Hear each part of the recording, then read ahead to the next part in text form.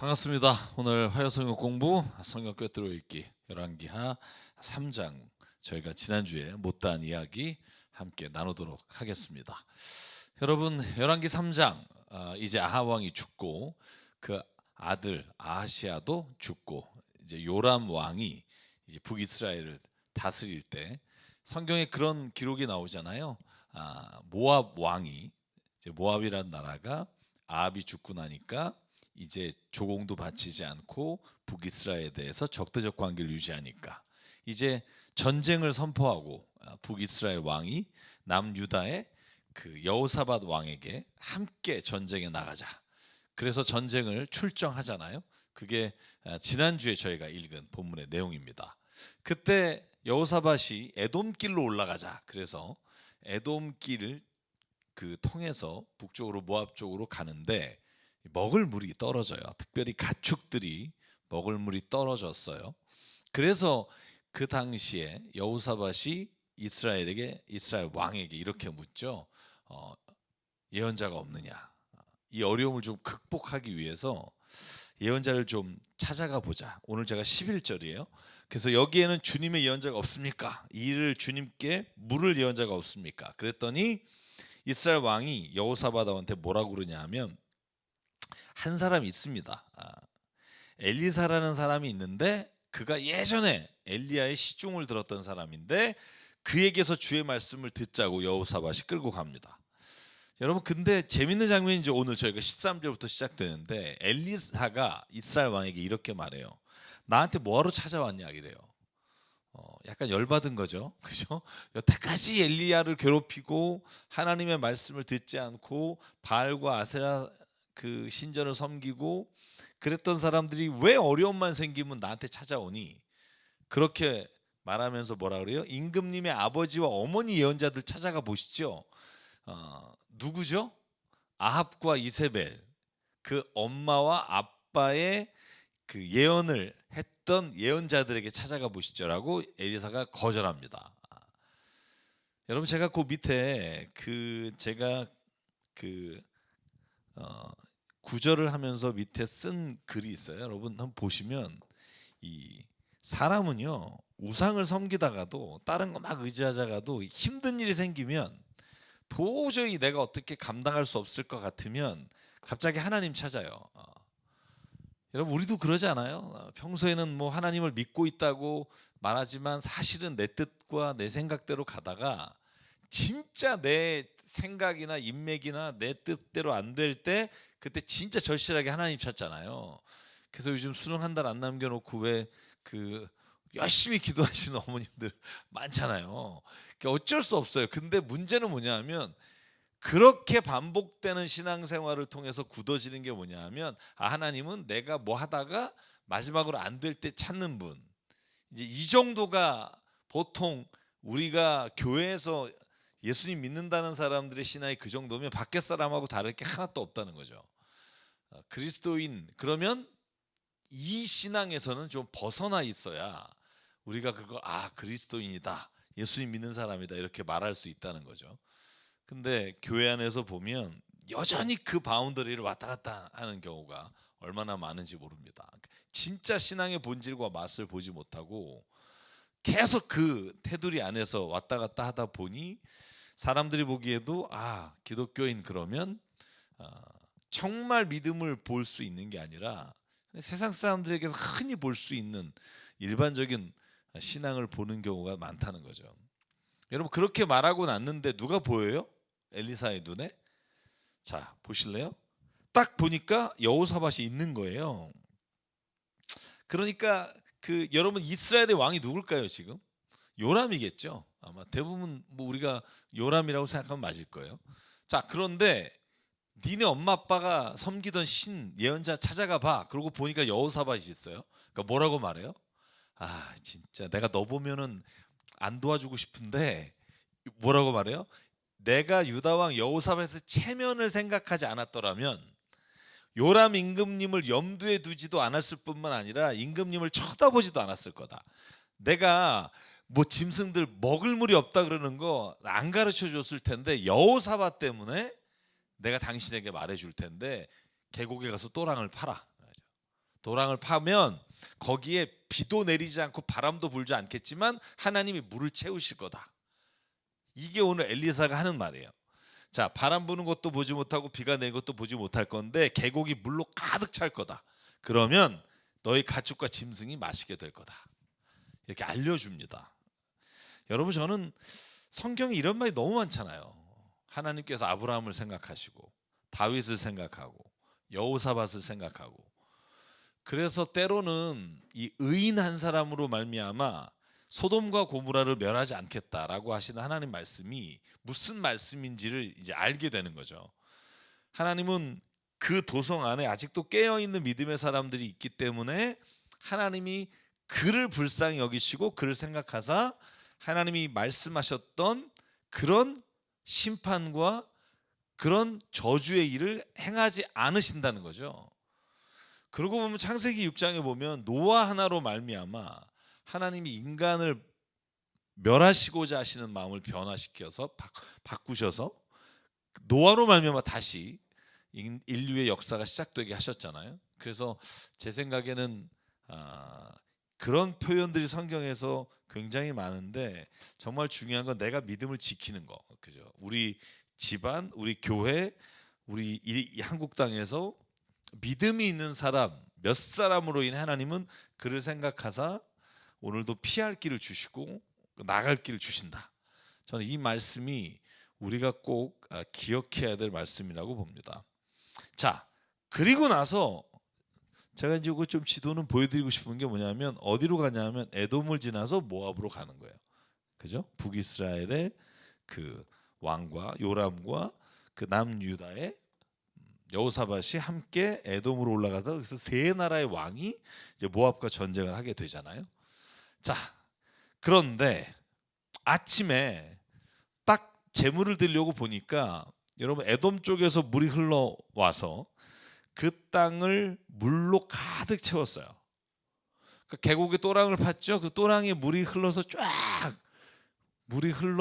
가득 찼는데 모압 사람들이 일어나서 보니까 햇빛에 반사된 빛이 마치 이 물에 피가 쫙 번져 있는 것처럼 보이는 거예요.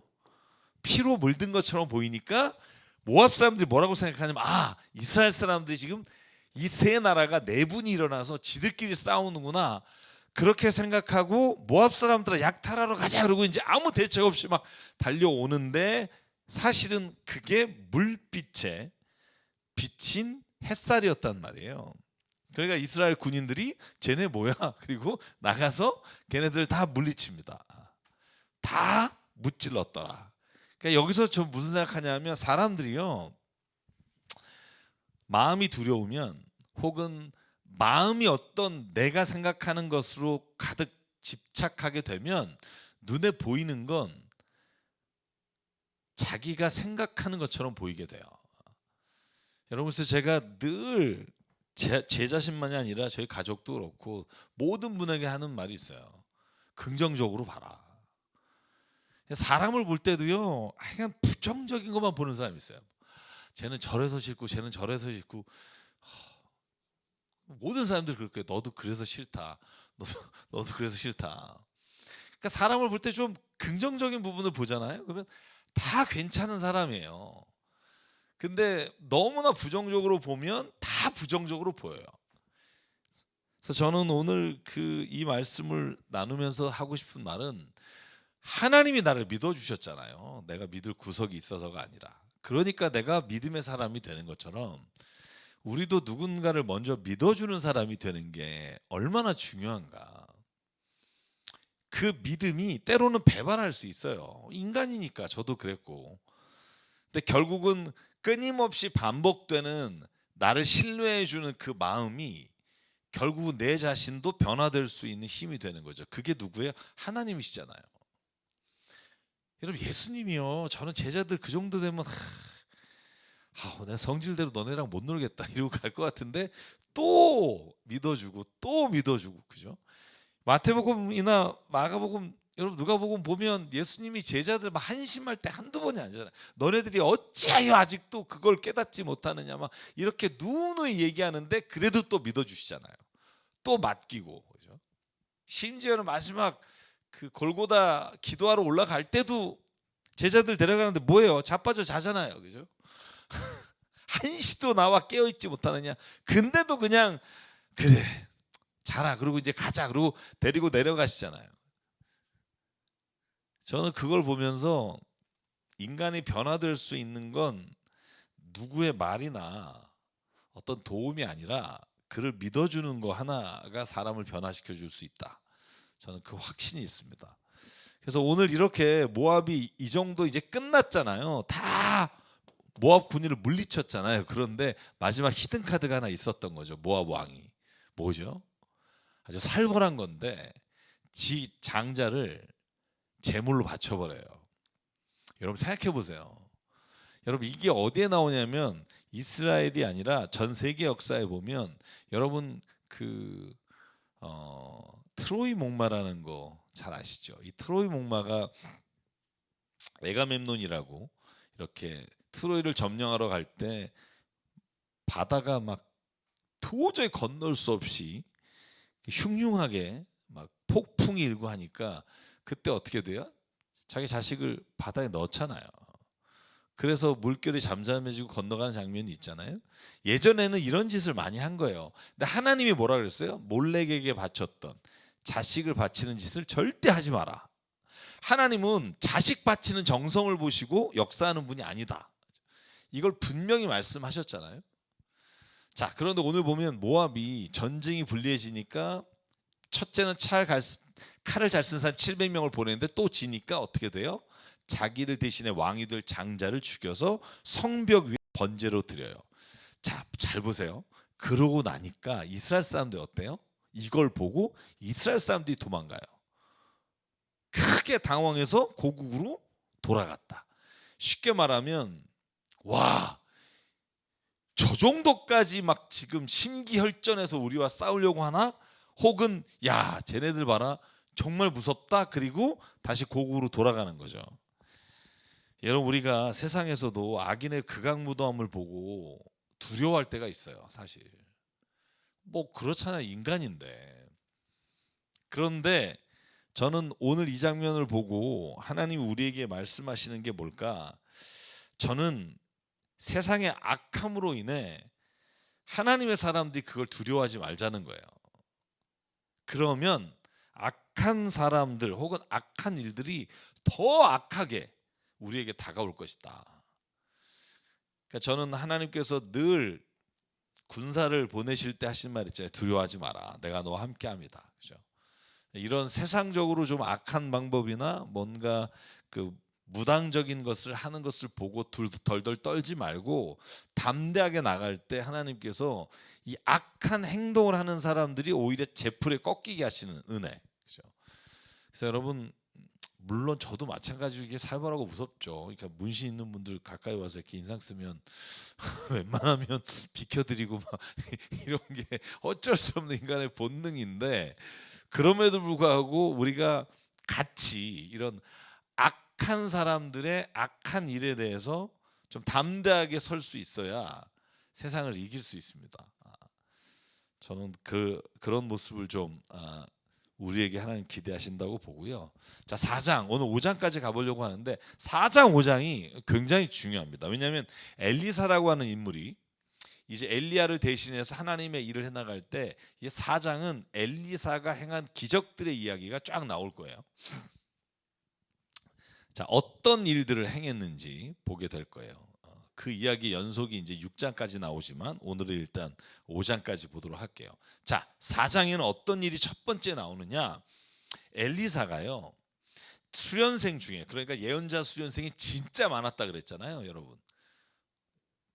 정말 많았던 것 같아요. 제가 읽으면 읽을수록 와, 요즘 신학생은 유도 아니다 이런 생각이 들 정도로 지역마다 굉장히 활성화되어 있었다. 근데 그 중에 한 과부가 있었는데 수련생이었던 예언자 수련생이 죽었어요.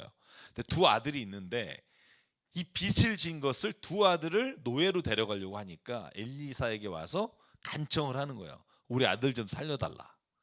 그러면은 엘리사가 물어봐요. 너 가진 게 뭐냐? 그랬더니 여러분 엘리야 사르밧 과부가 뭐 갖고 있었죠? 기름 종지, 그죠? 기름병이 있었고, 뭐 그래도 그 사르밧 과부는 요 좀 남아 있는 빵이 있었죠, 그죠? 근데 여기는 지금 빵도 없는 것 같아요. 그냥 기름병이 있습니다. 그러니까 집에는 아무것도 없고 기름 한 병이 있습니다, 이거예요. 그랬더니 엘리사가 뭐라 그래요? 밖에 가서 여기저기 다니면서 기름병을 다 가져와라. 그래서 두 아들과 함께 가서 다 가져와요. 그랬더니 기름을 부어서 채워지는 대로 옆으로 놔라. 그랬더니 꽉 찬 거죠. 그리고 7절에 보면 여기는 없지만 엘리사가 이렇게 말해요. 이걸 가져다 팔아서 그 빚을 갚아서 두 아들을 빚쟁이에게 넘겨주지 마라. 이게 첫 번째 오늘 기적 이야기입니다. 여러분, 여기서 지금 제가 나누고 싶은 이야기가 몇 개 있는데 그게 뭐냐면 엘리야와 엘리사는요, 둘 다 기적을 행하는 장면들이 많이 나와요. 그런데 주목해야 될 게 뭐냐면 하나님이 엘리사와 엘리야 혹은 하나님의 사람들 통해서 기적을 행하실 때 있는 사람이 더 갖기 위해서 하나님이 이런 기적을 주시는 경우가 없어요. 이 정말 어떻게 보면 막 와 이런 일이라고 하는 일들은 다 뭐냐면 최소한의 필요를 채우기 위해서 기적을 일으키시지, 예를 들면 우리가 정말 더 갖고 싶어요라고 할 때 하나님이 막 기적 같은 일들을 주시는 일들은 정말 극히 드물다. 그걸 통해서 저는 깨달은 게 있어요. 그게 뭐냐면 우리가 성경 안에서 이런 기적이 일어나니까 우리에게도 이렇게 일어날 것이다라고 1대1로 비교할 수 없다는 거예요. 하나님의 기적은, 하나님의 정말 놀라운 인간의 이성으로 생각할 수 없는 기적들은 가장 생존에 필요한 것들이 없는 사람에게 나타난 경우가 훨씬 많다는 거예요.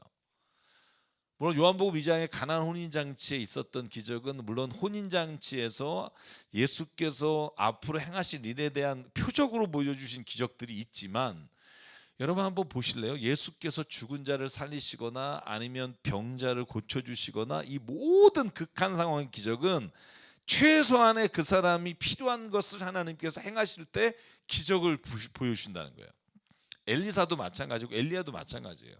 여러분, 엘리야가 사르밧 과부의 아들을 고쳐줄 때 유일한 아들이잖아요. 이 뒤에 수넴 여인을 엘리사가 그 아들을 고쳐줄 때도 마찬가지는 말이죠. 그래서 저는 우리가 간구하는 기도의 제목들을 한번 좀 살펴봤으면 좋겠다. 내가 진짜 막 기적을 원합니다라고 할 때 진짜 내가 생존에 가장 필요한 게 없어서 절실함을 간구하는 건지, 아니면 내가 정말 신앙의 이름으로 더 많은 것을 갖기 위해서 구하는 건지, 그건 내가 알 수 있잖아요. 왜 이렇게 기도 안 들어주시지? 뭐 이렇게 생각하지 마시고, 이따가도 여러 가지 본문 중에 나오지만 가장 중요한 건 내가 지금 무엇인가가 나눌 게 있을 땐 그걸 나누는 기적을 행해야 된다는 거예요. 이게 좀 어려운 말이긴 하지만 사실은 그것도 기적이거든요. 제가 늘 말하지만 요한복음에 나타나는 예수님의 오병이어의 기적도 사실은 하나님께서 그 기적을 베푸신 것도 있지만 동시에 사람들이 가지고 있는 걸 나누는 것을 통해서 하나님이 또한 기적을 이끌어 가시는 방법도 있을 수 있다. 그 이야기를 꼭 드리고 싶어요. 자, 그리고 나서 또 엘리사가 어떤 여인을 만나느냐? 제가 말했죠. 수넴 여인을 만나요. 여러분, 이 여인은요 그냥 그 마을의 부잣집이에요. 그러니까 여기 뭐라고 나오면 한 부유한 여인이 있었다 이거예요. 수넴 여인. 남편도 있고 부자예요. 그런데 이 여인이 엘리사가 그 마을에 올 때마다 너무 지쳐서 오니까 쉴 곳을 마련해 줬어요. 자, 10절에 보면 이렇게 되어 있습니다. 자기 남편한테 이렇게 말해요. 이제 옥상에 벽으로 둘러친 작은 다락방을 하나 만들어서 거기에 침대와 탁자와 의자와 등잔을 갖추어 놓읍시다. 자, 이렇게 딱 갖춰놔요. 그러니까 여기 본문에 뭐라고 돼요? 하루는 엘리사가 거기 가서 다락방에 누워 쉬게 됐다. 저는 이 장면 보면서 목회자와 성도 혹은 우리가 신앙의 교제를 하는 관계가 어떤 관계일까? 누군 주고 누구 받는 관계가 아니라 저는 서로가 쉼이 되는 곳이 저는 목회자와 성도들이 가져야 될 관계가 아닐까. 서로가 세상에서 정말 치열하게 살다가 돌아와서 서로가 기대고 쉴 수 있는 자리가 되는 거.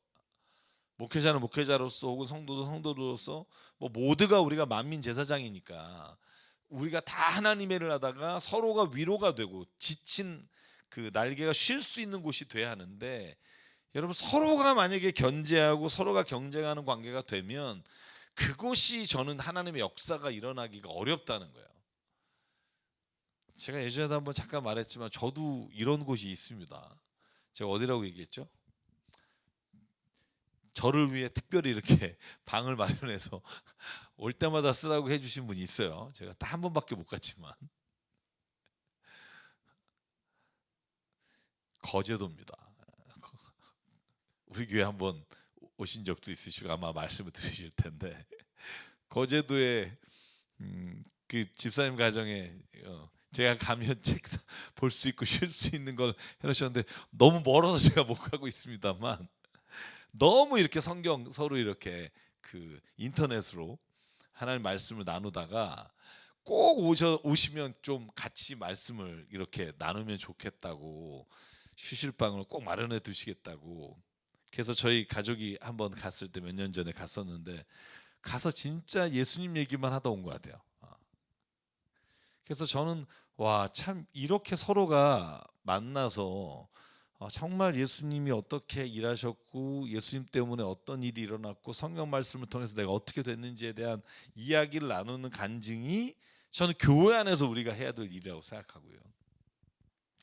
자, 이 수넴 여인이 그렇게 그냥 정말 순전한 마음으로 엘리사를 돌봤단 말이에요. 그러니까 엘리사가 게하시를 시켜서 이렇게 물어봐요. 이 여인에게 필요한 게 뭔지를 알아봐라. 그래서 게하시 가서 물어봐요. 그랬더니 난 필요한 게 없다 그래요. 자, 그런데 그때 엘리사가 게하시한테 한 번 더 말해요.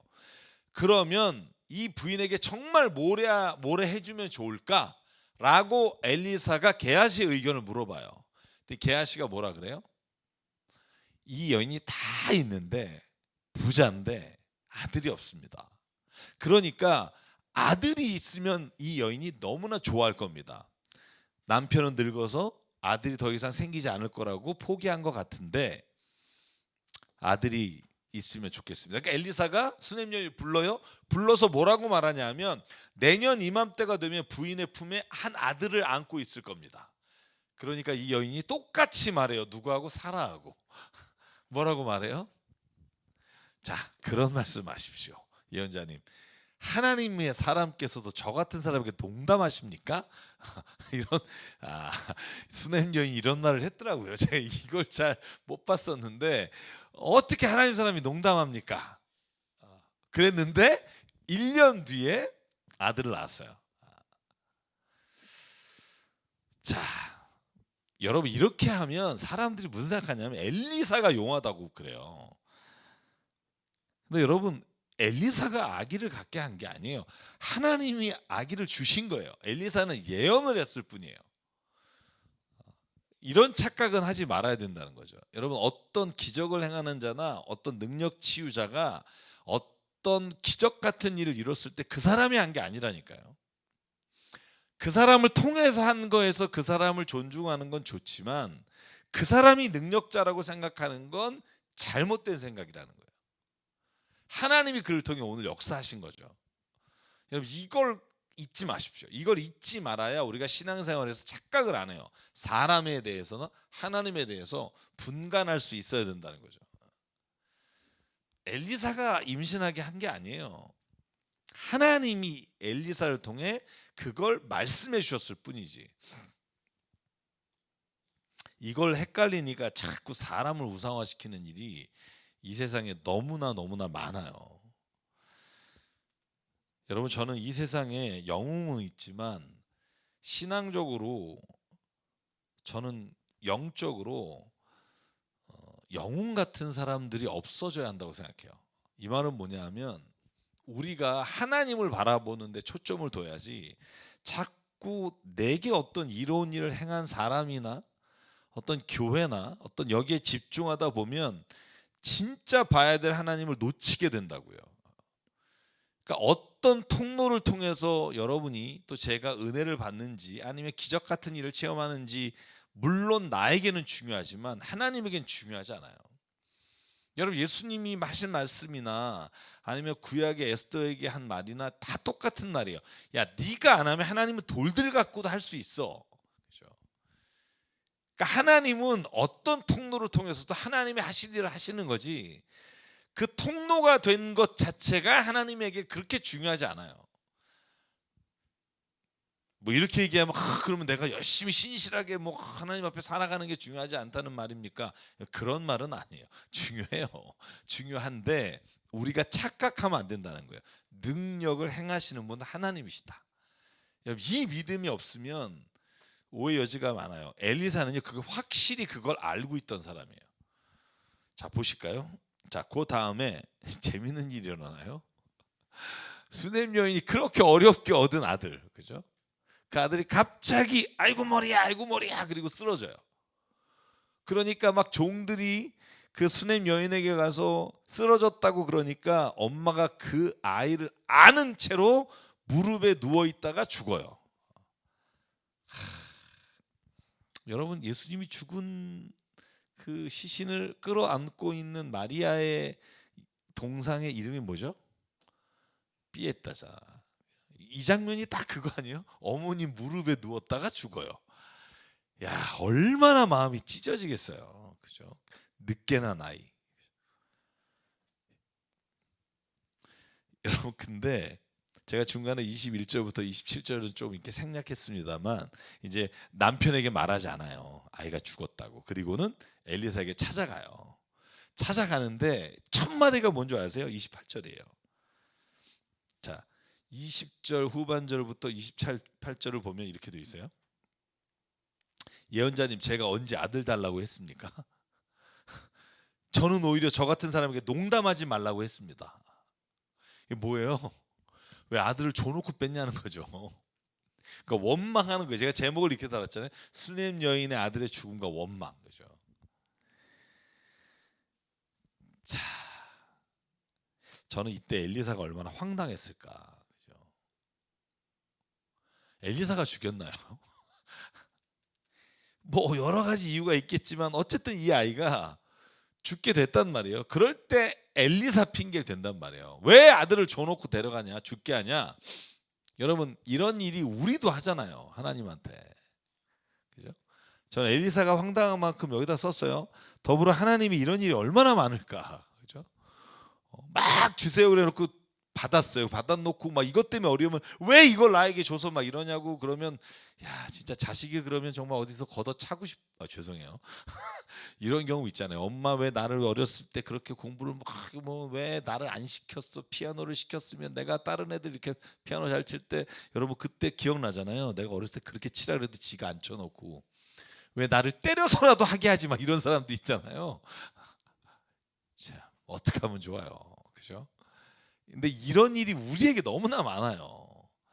우리도 하나님한테 막 구해놓고 또 만약에 그것이 내 뜻대로 안 되면 하나님 원망하고, 이 인간이 가지고 있는 마음이 이렇다는 거예요. 그러니까 이거로부터 조금 벗어난 사람을 저는 굉장한 신앙인이라고 봐요.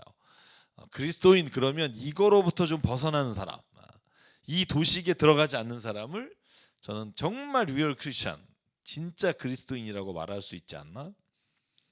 뭐 어쨌든 하여간 이 수넴 여인의 원망을 들은 엘리사가 그 다락방에 데리고 올라가요. 그래서 죽은 아이를 놓고 이렇게 문을 닫고 엘리사가 그 아이 몸에 올라가요. 그래서 입에는 입, 눈에는 눈, 손에는 손을 그 아이에게 쫙 딱 해서 아이의 몸이 따뜻해지는 걸 느껴요. 자, 볼까요? 침대 위로 올라가서 아이의 몸을 포개서 입을 그 아이 입에 두고 눈을 눈에 두고 손을 그 아이의 손에 놓고 아이 위에 엎드리니 아이의 몸이 따뜻해지기 시작한다. 잠시 내렸다가 다시 집안 이곳저곳을 걷다가 그 아이 위에 또 올라가서 똑같이 몸을 포개었어요. 그랬더니 아이가 7번 재채기를 한 다음에 눈을 떠서 살아납니다. 자, 이런 기적을 엘리사가 행합니다. 이 절박한 상황 앞에서. 요즘도 이런 기적이 일어나길 기도하는 분들이 많을 텐데 왜 지금은 일어나지 않나 이런 생각을 하시는 분도 있을 겁니다. 저는 하나님이 원하시면 지금도 이런 일을 하실 수 있고 하고 계신다고 믿습니다. 그러나 만약에 그런 일이 나에게 일어나지 않았다면 그때 하나님의 정말 내가 이걸 통해서 뭘 하나님께서 말씀하시는지를 듣는 것도 저는 우리 믿는 사람들이 행해야 될 일이라고 생각해요. 그게 저는 필요할 때 찾고 없을 때 원망하는 이 소위 말하는 우리가 신명기 사관처럼 부르짖었던 응답했는데 또다시 죄짓고 하는 이 카테고리를 좀 벗어나는 신앙이 될 수 있지 않을까 그런 생각을 좀 해봅니다. 자, 그리고 마지막에 기적이 하나가 더 나와요. 아니구나, 또 하나가 더 나오네요. 요게 바로 전인데 어떤 사람이 수련생이겠죠. 밭에 가서 풀을 뜯어왔어요. 그리고는 죽에다가 넣었는데 그런데 그게 독이 들어있는 거였어요. 그러니까 먹고 사람들이 다 쓰러지기 시작해요. 그러니까 엘리사가 밀가루를 솥에 넣고 다시 저은 다음에 먹으라 했더니 사람들에게 떠주니까 솥 안에 독이 전혀 없었다. 이제 없어지는 사건이에요. 여러분, 이건 그냥 엘리사가 했던 일 중에 저는 기적 같은 일들을 이렇게 모아놓았다고 봐요. 사장에는 모아놓은 이야기 중에 하나입니다. 그 다음에 하나가 더 있는데 그게 뭐냐면 어떤 사람이 엘리사에게 먹으라고 보리빵 20덩이와 자루에 햇곡식을 가져왔어요. 근데 엘리사가 뭐라 그러냐면 여기에 있는 수련생들에게 사람들에게 다 먹이라 그랬더니 사람들이 와서 그래요. 시종이 아니 100명이 넘는데 이거 갖고 어떻게 먹습니까? 그때 엘리사가 뭐라고 말하냐면 사람들에게 나눠 주어 먹게 하라. 주께서 말씀하시기를 먹고도 남을 것이다. 그랬더니 그걸 100명이 넘는 사람들에게 음식을 내놨는데 말씀처럼 다 배불리 먹고 남았다. 여러분, 이 본문이 마치 예수님의 오병이어의 기적과 아주 비슷한 유사한 장면이에요. 그죠? 만나처럼 하나님이 아예 그냥 다 먹을 수 있는 양을 주시는 경우가 있고 이렇게 엘리사처럼 이런 기적을 행하는 일이 있는데 저는 이걸 보면서 그 생각했어요. 아, 예수님의 오병이어의 기적이 사실 구약에도 있었구나. 물론 인원의 비교가 안 되죠. 여긴 100명 정도고 거기는 5,000명 장정만. 그러나 이런 일들이 일어났었다고 하는 걸 성경에서 우리에게 보여주는 사건들입니다. 자, 여기가 이제 엘리사의 기적을 행했던 하나님의 능력을 행했던 장면이에요. 근데 이거의 하이라이트가 어디냐?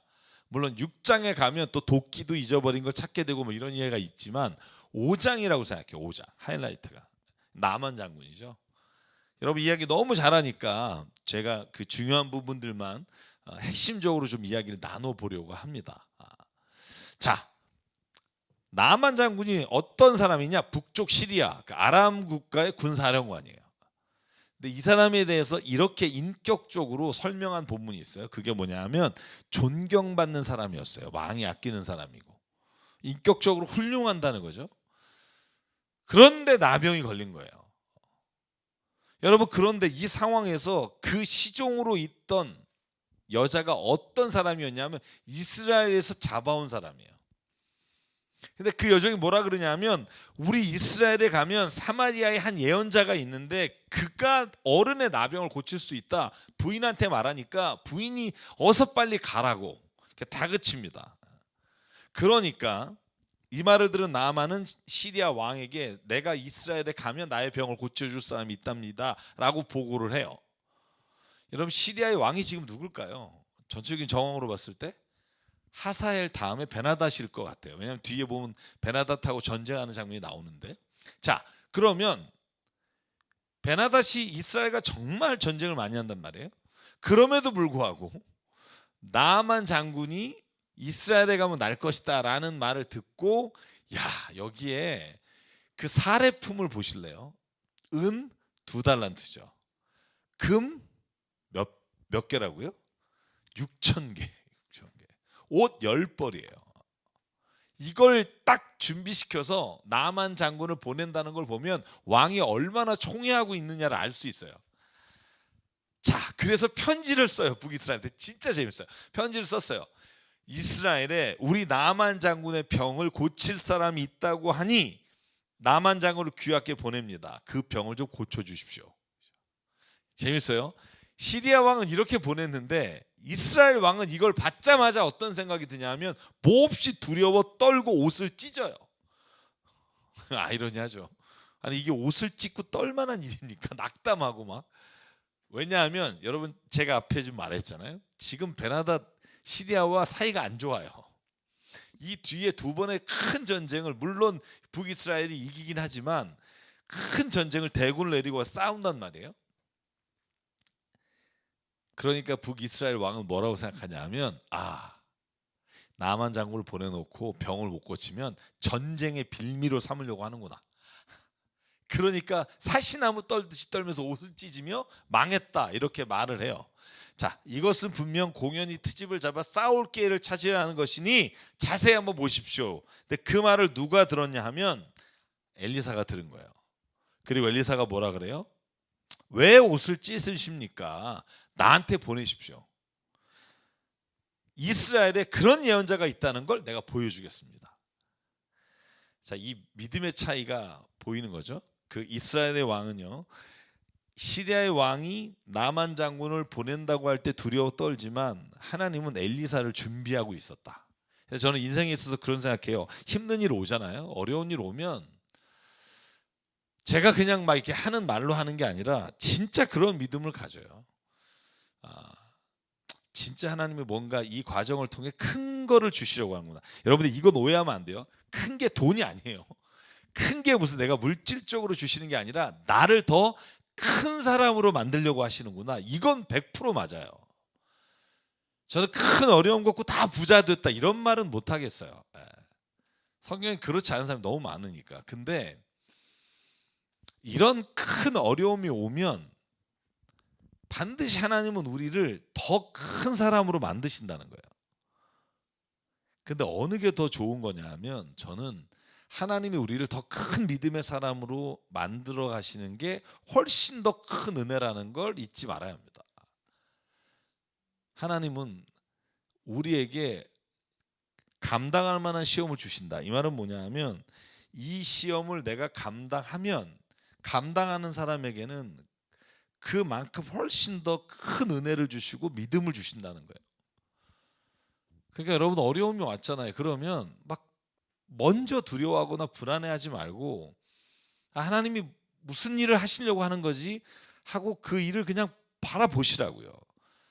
그러면 그런다고 돼요? 라고 말씀하실지 모르겠지만 그러면 하나님이 내게 지혜를 주신다니까요. 그리고 피할 길을 주신다니까요. 이건 경험해보지 않으면 몰라요. 근데 큰 일이 올 때 만약에 어떡하지 막 이렇게 하는 사람에게는 그 일을 통해서 하나님이 더 큰 걸 볼 수 있는 눈을 막아버리게 돼요. 제가 그래서 정말 부탁합니다. 오늘 엘리사 같은 믿음을 가지십시오. 여기 이스라엘에 이런 예언자가 있음을 내가 알려주겠습니다. 이런 담대한 믿음을 가지면 하나님이 그 믿음을 보시고 역사하신다고요. 자, 그래서 어떻게 돼요? 나만이 왔어요. 그런데 진짜 웃긴 건 9절부터 보면 병사 거느리고 딱 집 앞에 왔는데 여러분 나만이 나와보지도 않아요. 이야기 너무나 잘하실 테니까 제가 빨리 넘어갈게요.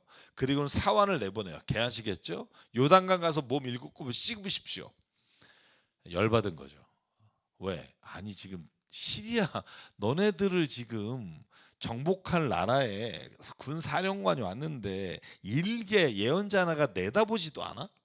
그러니까 이 말 듣고 화가 나서 내가 다시는 여기에 너네 병 고쳐달라고 오나 보다 하고 가려고 하는데 그런데 그 수하에 있는 사람들이 이렇게 말해요. 자, 그 다음에 보면 장군님 그 예언자가 이보다 더한 말을 해도 병만 낫는다면 뭔들 못하겠습니까? 이게 이제 그 나만 밑에 있는 사람들 부하들의 말입니다. 혹하죠. 왜? 지금 이 몸에 나병이 들어서 괴롭고 있는데 이 말을 들리지 않을 수가 있나요? 자, 말을 잘 볼게요. 그러면 깨끗해진다는데 그것쯤 못할 까닭이 어디 있겠습니까?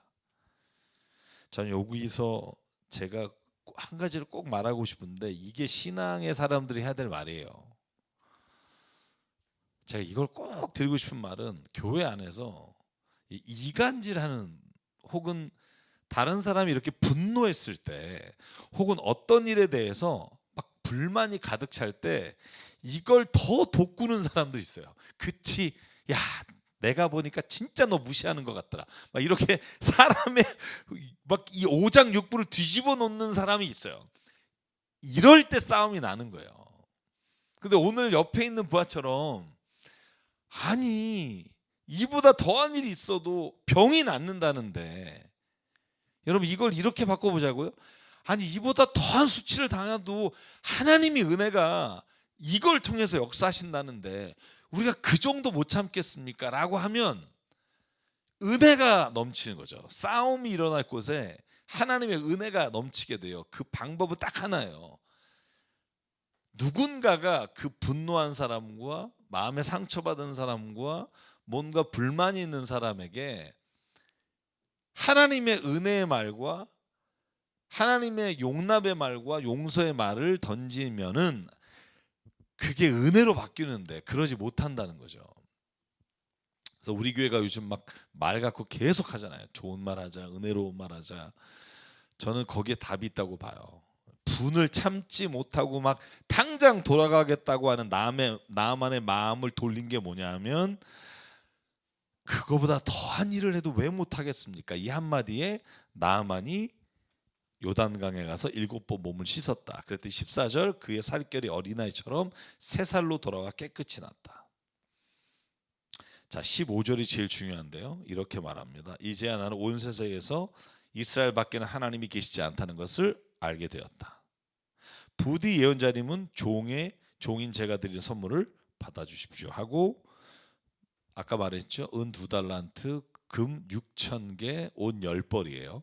제가 왜 이걸 강조하느냐 이따가 그 게하시가 쪼잘한 거 받다가 나병 걸리는 거 내가 말씀드리려고 그래요. 자 이렇게 엄청난 선물을 드리려고 하는데 엘리사가 거절해요. 나는 그걸 받을 수 없어. 왜냐하면 나만이 만약에 이걸 줬다면 뭐라 그랬을까요? 내가 돈 주고 났다. 그죠?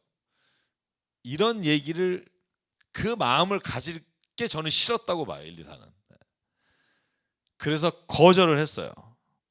여러분 그랬더니 어떻게 되냐면 나만 장군이 자 17절이에요. 그러면 내게 이 흙을 좀 가져갈 수 있게 해주십시오. 나귀에 실어갈 수 있도록. 자 제가 밑에 썼어요. 요단강 물이 아니라 왜 흙일까? 그죠? 물에 들어가서 났으면 물을 가져가야죠. 그래서 여러분 약수 팔아야죠. 요즘 기도원에서 뭐 누가 손 씻은 물이라고 막 이런 거 그죠? 근데 물 안 가져가고 흙 가져가요. 되게 웃기죠. 왜?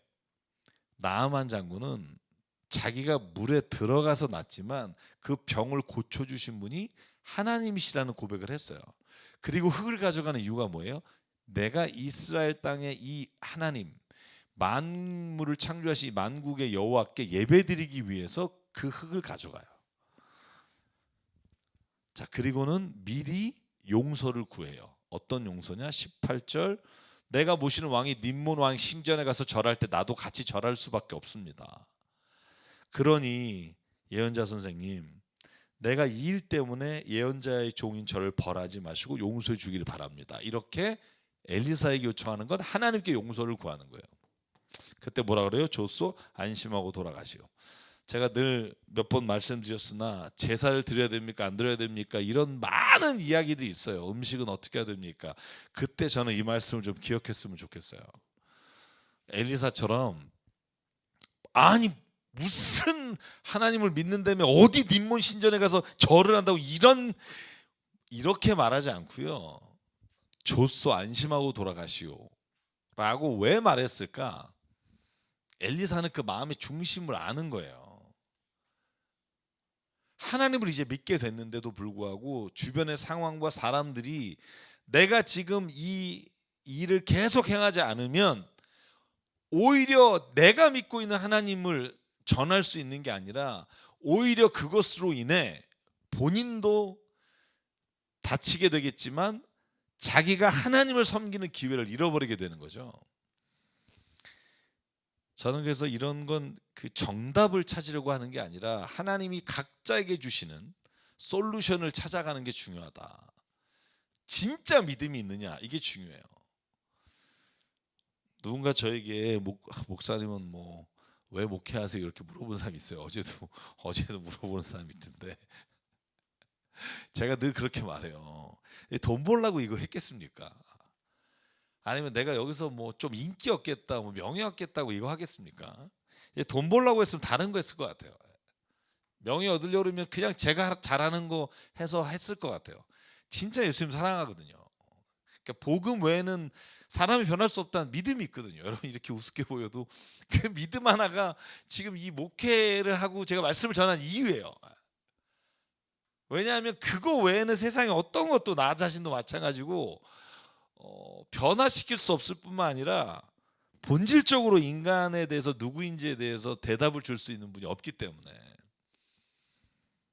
만약에 여러분이나 제가 그런 고백을 한다면, 그런 믿음으로 살아간다면 그 중간에 우리가 행하는 어떤 우리 안에서의 선택과 결단, 이런 것들에 대해서 서로 믿어주는 게 필요하다고요. 우리 교인들도 전 믿어요. 그분이 예를 들어서 지금 어떤 상황에서 어떠한 행동을 하느냐 하는 걸 보지 않고 그 중심에 하나님이 살아계시고 예수 그리스도의 은혜가, 보혈의 능력이 있다면 그 사람을 믿어주는 거예요. 저는 그거 외에는 답이 없다고 생각해요. 그리고 우리가 믿고 있는 그 예수님과 복음을 더 확실하게 우리의 삶에서 확증하고 가게 되면 우리가 하는 행동들 하나하나는 다 내가 정말 하나님 앞에 기도하면서 그 일을 행하고 있겠죠. 그게 때로는 실패가 될 수도 있고 다른 사람 보기에는 좀 마음에 안 드는 게 있을 수도 있지만, 오늘 엘리사의 말을 기억하세요. 줬소, 안심하고 돌아가시오. 하나님을 당신이 그 중심에 믿고 내가 다시는 여호와 하나님 한 분인 걸 믿습니다라고 고백했는데 하나님이 당신과 함께 하실 겁니다. 이렇게 말을 하는 게 저는 맞다고 봐요. 정죄하고 네 방법이 내 방법이 옳으네 싸우기 시작하면 여러분 세상에는 답이 없다고 보고요. 자, 오늘 마지막, 그래서 나아만이 오늘 돌아가는데, 여러분 게하시라고 하는 엘리사의 종이 돈 욕심이 나는 거예요. 저걸 왜 안 받아 바보같이, 그러면서 가서 여러분 한번 보실래요? 이 얼마나 쫀쫀한지. 자, 갔어요. 나만이 뭐라 그래요? 왜 왔습니까? 그랬더니 우리 엘리사 예언자님께서 조금 좀 받아오라고 하시는데요. 야, 이거 진짜 이거 말하기도 창피하게. 그래서 그래 이거 다 가져가세요. 그랬더니 뭐라 그래요? 아니, 다는 필요 없고 은 하나하고 옷 한 벌 정도 은 안 단다는 거 옷 두 벌이네. 옷 두 벌 정도만 주시면 될 것 같아요. 그러니까 어떻게 해요? 나만이 은 2달란트를 넣고 옷 2벌을 넣었어요. 그리고 게하시에게 줘요. 이거 갖고 막 신나서 돌아오는데 이걸 누가 알아요? 엘리사가 알아요. 그러니까 엘리사가 뭐라 그래요? 너 어디 갔다 왔니? 그랬더니 저는 아무 데도 가지 않았습니다. 그러니까 엘리사가 이렇게 말해요. 나만에게 있었던 그 나병이 너에게 들어가서 피부가 눈처럼 하얗게 됐다. 그래서 게하시가 나병에 걸려, 물론 여러분 이 이후에 나오는 장면들에 게하시가 나병에 걸리지 않은 채로 나오는 장면들이 있어요. 그래서 이걸 시점으로 볼 때 언제냐는 건 저희가 좀 나중에 이야기를 좀 하겠고요. 어쨌든 나병에 걸린 이유가 뭘까? 이 돈을 받았기 때문일까? 전 아니라고 봐요. 제가 여기 가장 큰 이유는 뭘까? 그가 하나님 앞에서도 거짓말을 했기 때문이라고 봐요. 여러분 사울 왕이 하나님이 그를 버리셨다라고 할 때 그가 살찐 짐승을 빼돌려서 벌을 받았을까요? 전 아니라고 봐요. 사무엘이 물었을 때 2번이나 하나님께 바치려고 그런 겁니다라고 그 자신이 스스로를 회개하지 않은 것으로 인해. 자, 여러분 주제가 하나로 모이죠. 그렇죠? 회개하는 자를 하나님이 기뻐하신다는 거예요. 죄를 안 짓는 사람을 찾으시지 않아요. 왜? 세상에 죄 안 짓는 사람이 어딨냐고요. 하나님께서 찾으신 사람은 본질적으로 누구냐? 회개한 사람을 찾으신다고요. 노아는 죄를 안 졌다? 아니요. 노아는 의인이라 말했으나 그러나 로마서에 보면 의인은 하나도 없다 말했어요. 그러니까 잠정적 의인은 있어도 그 본질적 의인은 없어요. 그러니까 누가 의인이에요? 하나님 앞에 회개하는 자예요. 그러니까 뭔가 잘못이 드러났을 때 회개하는 자를 하나님 기뻐 받으시고 하나님은 그를 용서해 주시는데 오늘 게하시는 그러지 않았죠. 그래서 영원히 그 병이 너에게 들어갈 것이다 이렇게 말하는 장면으로 오늘 열왕기하 5장이 끝납니다. 자, 오늘 여기까지 좀 살펴봤고요. 6장에 또 계속된 엘리사 이야기가 좀 길게 더 나오는데 말씀을 읽으면서 서로가 이 구약 성경에 나타났던 기적 혹은 하나님의 역사하심을 통해서 오늘 우리가 어떤 믿음으로 나가야 될지를 생각하는 시간 됐으면 좋겠고요. 너무 수고하셨습니다. 또 한 주간 동안 주님의 은혜 가운데 지내다가 다음 주에 만나 뵙겠습니다. 평안하십시오. 샬롬.